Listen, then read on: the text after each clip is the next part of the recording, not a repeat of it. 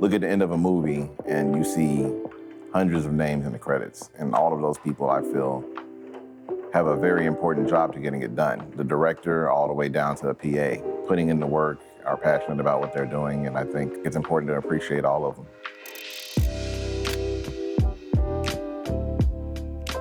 My name is Michael Mullen II. I'm an editor and assistant editor based in Los Angeles. I'm from the south suburbs of Chicago, a city called Calumet City. It's about 25, 30 minutes out from Chicago. I think a lot of people, I tell them I'm an assistant editor, and they kind of confuse that with being an editor, when in reality, there are completely different roles. Assistant editing is a very technical position. When you shoot a lot of things, they shoot audio and video separately. Somebody has to go in and take all these audio takes and these video takes and sync them up, and that in itself is an entire job. I try to tell people in simplest terms, the assistant editor assists the editor in virtually whatever makes it easier to get their job done. There's not a lot of glamour in assistant editing, but I'm not really a person that needs a lot of glamour. I worked security before I worked anywhere in the industry, so I got to pay rent, of course. After that, I ended up getting a PA job, and I only got that because I knew somebody that knew somebody. It went from writer's room PA to post-production PA, and I was initially supposed to be moving up to apprentice editor from there, being union, and it was supposed to be kind of a smooth transition. But I actually got laid off. You kind of see a pathway to success, and then it's pulled from underneath you. There were times where it felt like I was moving in the opposite direction of, doing industry work, like what I came out here to do. The nature of the industry itself, it's all temporary work. You work on this season, you work on this movie, and then you got to find the next job. That's a consistent hardship. You're not guaranteed to find the next job. The strike, for instance, and COVID, for instance, since then, it's just been a difficult time in industry in general. It can be difficult to keep going forward when there are so many different obstacles. I grew up in a relatively creative household. My mom is a painter. My sister does graphic design. My little sister does makeup. I guess naturally I just leaned into filmmaking. I like the idea of telling a story, capturing a moment. When I was in high school, I put together a short stop motion film, kind of starred my little sister in it. You know how stop motion gets. It's very tedious work. It's very stop and go. It's not like a smooth process. It kind of, I think, more so cemented my love of filmmaking in the process of it. In particular, documentary filmmaking was something that was super interesting for me. I think in a day-to-day life, you have a lot of moments that go unappreciated. There's a lot of magic in it that can sometimes get ignored. There's this movie called Perfect Days. It just kind of goes through the day-to-day life of this janitor in Japan.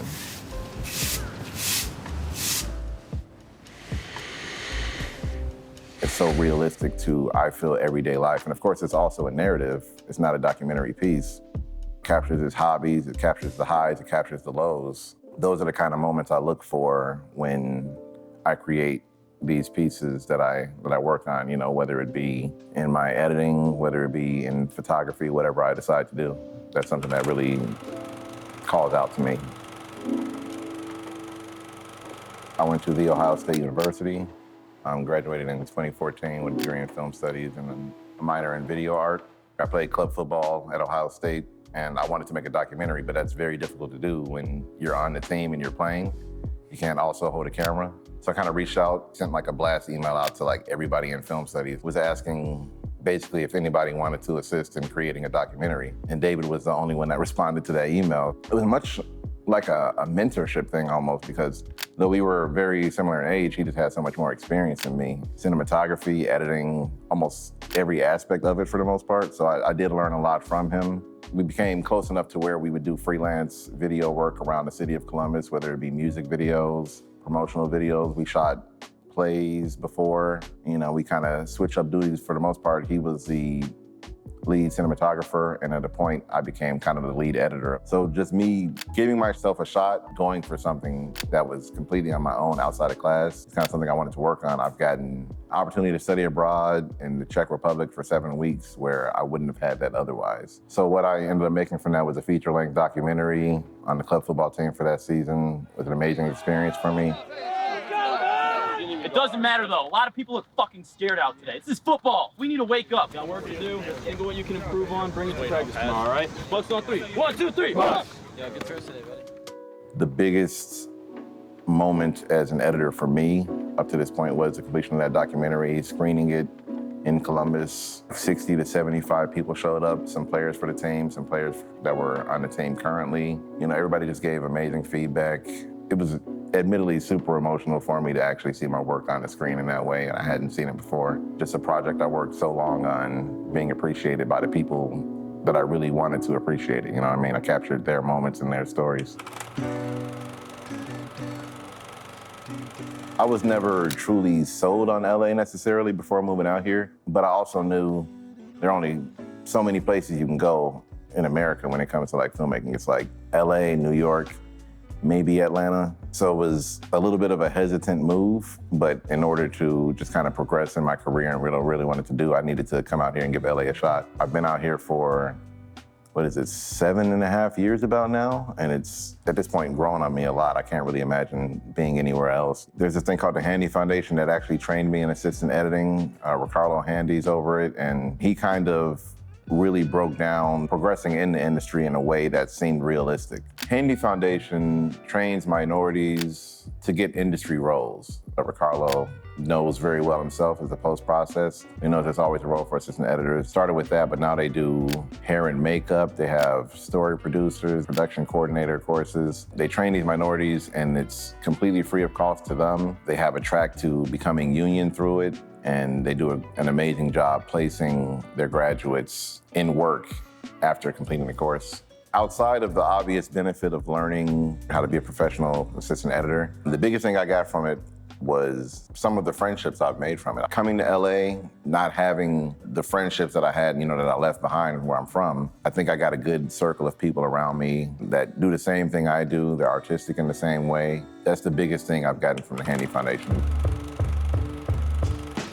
The definition of success in the industry for me has changed in a lot of ways since I've been here. I'm obviously further along than I was 5 years ago. And I got here a little bit quicker than I really did expect to get here. The long-term goal is to be editing features. Right now I'm working in TV. I do feel successful doing what I'm doing, going through the obstacles I've gone through and just coming out here without even having any idea of how to really break into the industry. I'm working steadily. And that is, for me, a success in these, especially in these trying times. A lot of people are having a hard time finding work. Despite my job being super technical, I've met amazing people that are willing to work with me to do other things outside of the job and kind of be creative in different ways. That for me is also a form of success. I created Gathering Clouds in the summer of 2024. It is kind of a gallery event where we show minority local talent, and it's artists of all disciplines. We have painters, we have photographers, filmmakers, we have short films in there, we have sculptures, floral arrangements even. Even the catered food is art. It's called a culinary arts for a reason, you know what I mean? People feel like their art doesn't belong in a gallery or on a wall, but the difference between a lot of their work is it's just not there. And once they see it there, presented in a certain way, it does a lot for their confidence, it does a lot for their art. It's inspired them to continue to create and their growth as an artist. When we do shows, we have people who it's their first time ever they've ever had their work shown to people in the gallery. So they get really excited. They tell family, they tell friends. So it's a very family-oriented event. We don't have any sponsorships, and it's just funded by me and two of my friends that really were on board with what I wanted to do. It kind of comes from a passion of not just being an artist, but being somebody that enjoys art, feeling like other artists need to be put on a pedestal and displayed and shown that they are appreciated for what they're doing. So I am more than willing to put some of my own money forward to make these events happen. My biggest advice that I try to live by is just, as an artist, to try everything once. If you have an interest in it, there's no reason not to give it a shot. There's so many things out there. You never really know what you're passionate about until you give it a shot. With Gathering Clouds, I wouldn't have known that I was interested in art curation if I hadn't done that. That's something that I'm gonna carry with me now, knowing that I have experience and knowing that I enjoy doing that. Just the next chance to make something new keeps me going every day. The ability to wake up and cook the next day, try a new recipe that I found online, take a new photo that I enjoy and wanna show people, just creating keeps me going on a daily basis. 今度は今度。今は今。今は今。 I don't stress much. I tell myself that stressing doesn't fix an issue. I don't do too much worrying. In the grand scheme of things, it's almost a minor inconvenience. You know what I mean? You have another chance to build yourself back up, to keep going and get further than you've ever been. Everything up to this point has worked out, so I know everything will work out. I have an amazing supportive family. I have amazing supportive friends, and I just trust and believe that everything continues to work out.